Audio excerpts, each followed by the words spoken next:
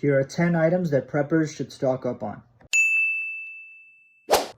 The first item is a wood stove or a charcoal grill because you won't have electricity and your propane will eventually run out in a long-term emergency. I always tell people to have a propane stove, which I still believe you should, but as a backup for long-term situations, you should have a charcoal grill or a wood stove or both. Compared to trying to find propane cylinders during a long-term emergency, it's going to be much easier to find or make charcoal or just chop up some wood and use that as fuel. You need to have a rat's tourniquet, which works better than a cat tourniquet on small children and pets. I got a comment on my invasion prepping video about rat's tourniquet, and it reminded me of this interview that I saw of an army medic in Afghanistan. He said that there was a little girl whose arm was badly injured in a farming accident, and he tried to put a cat tourniquet on her. But since her arm was so small and skinny, the tourniquet couldn't tighten enough and he couldn't save her. For the longest time, I only considered storing cat tourniquets because everyone I trusted in the medical field only recommended cat tourniquets. But after watching that video, it really made me consider carrying the cat tourniquet and the rat's tourniquet as well. Definitely consider getting a rat's tourniquet if you have a pet or small children. The other thing I like about rat's tourniquet is that they're a lot more compact and easy to carry. There really isn't a comfortable way to carry a cat tourniquet on your person, especially if you wear slim fit dress shirts and dress pants. Some people like to put a cat tourniquet around their ankle, but that only works well if you're wearing baggy jeans.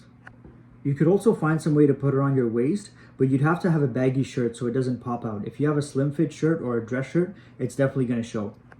The next is Mylar bags and oxygen absorbers. They're essential items for every prepper, so make sure to check your stock and see if you're short on it. A Faraday cage to protect important electronics from an EMP. I always tell people to keep tablets and phones loaded with movies and shows to keep their kids busy during a long-term emergency. The comments I always get is that the electronics will be fried by an EMP, but a Faraday cage is your solution for that. Just keep them inside the Faraday cage. You should also consider getting an EMP shield for your home and your vehicle. If you go to my profile, click on beacons and scroll down, you'll see EMP shield. The other argument that always comes up is that you won't be able to charge your tablets and phones to use them if the power is out.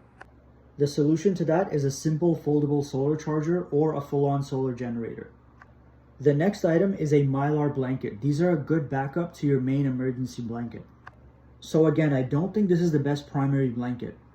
But if you're in a situation where your wool blanket gets damaged or you need a ground sheet or maybe you need to cover someone during first aid, it's a really good option.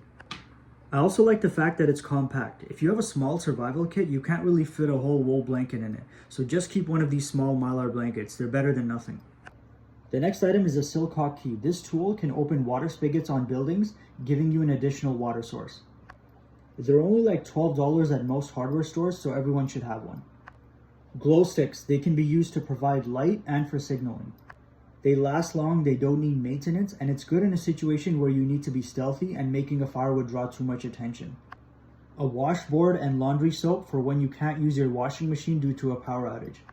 In a long-term emergency, you may not feel like this is a priority, but eventually washing your clothes is something you're going to want to do. You don't want to walk around in dirty clothes, and at the very least, having clean clothes will make you feel better. Another good item to have is a solar cooker. What they do is they concentrate sunlight into heat and they get hot enough to where you can cook food and boil water with them. Obviously, it'll only work when it's sunny, but it's a great option to have for cooking because you don't need propane or any other fuel source. Make sure you have a sleeping bag for each member of your family in case there's a disaster or evacuation scenario where you're forced to sleep outside.